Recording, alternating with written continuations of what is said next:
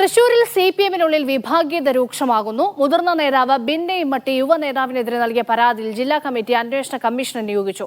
മുൻ ജില്ലാ panchayat president PK Davis, ജില്ലാ സെക്രട്ടേറിയറ്റ് അംഗം ചന്ദ്രശേഖരൻ എന്നിവരാണ് അന്വേഷണ കമ്മീഷനിലുള്ളത്. മുൻ മന്ത്രി AC മൊയ്തീന്റെ വിശ്വസ്തനും കോർപ്പറേഷൻ കൌൺസിലറുമായ അനൂപ് ഡേവിഡ് കാടയ്ക്കെതിരെയാണ് പരാതി ഉയർന്നത്. അഖിൽ ഉണ്ട് തൃശൂരിൽ നിന്ന് വിവരങ്ങൾ നൽകാൻ. അഖിൽ, എന്താണ് അവിടെ പ്രശ്നം?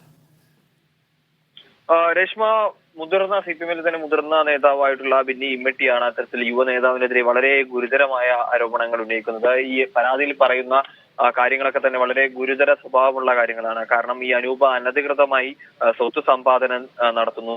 അതുപോലെ തന്നെ ഈ കരുവന്നൂർ കേസിലെ മുഖ്യ പ്രതിയായിട്ടുള്ള സതീഷിനുമായിട്ട് അനൂപിന് അടുത്ത ബന്ധമുണ്ട്. സ്വർണ്ണ വ്യാപാരികളുമായിട്ട് ബന്ധമുണ്ട്. അതുപോലെ തന്നെ ഈ ക്രിപ്റ്റോ കറൻസിയിൽ തൃശ്ശൂരിലെ ഒരു സ്റ്റേഷനിൽ രജിസ്റ്റർ ചെയ്ത ക്രിപ്റ്റോ കറൻസി പ്രതിയെ വിദേശത്തേക്ക് കടക്കാൻ സഹായിച്ചത് അനൂപും ഒരു മുൻ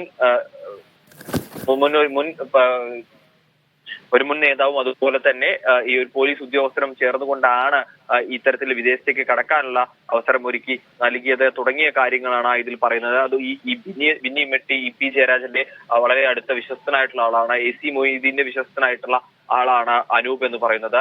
EP ജയരാജനെ കരുവന്നൂർ കേസിൽ മനഃപൂർവ്വം കൊടുക്കാൻ ശ്രമിച്ചു എന്ന് കാട്ടിക്കൊണ്ട് EP ജയരാജൻ ഒരു പരാതി നൽകിയിരുന്നു. ഇതിന്റെ അന്വേഷണ റിപ്പോർട്ടും പുറത്തുവിട്ടിട്ടില്ല എന്നുള്ള കാര്യം കൂടി ഈ പരാതിയിൽ ഉന്നയിക്കുന്നുണ്ട്.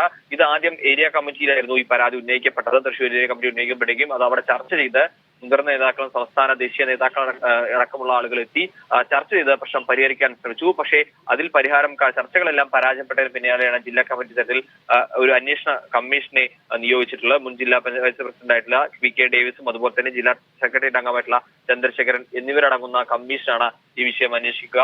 ഈ കമ്മീഷന്റെ റിപ്പോർട്ട് വന്ന ശേഷമായിരിക്കും എന്തായാലും ഇതിൽ തുടർ നടപടി എന്താണ് എന്ന കാര്യത്തിൽ CPM ഇറക്കുക.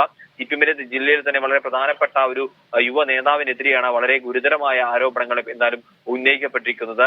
ഇത് CPM-നെ എന്തായാലും നിലവിലൊരു സമ്മർദ്ദത്തിലാക്കിയിട്ടുണ്ട്.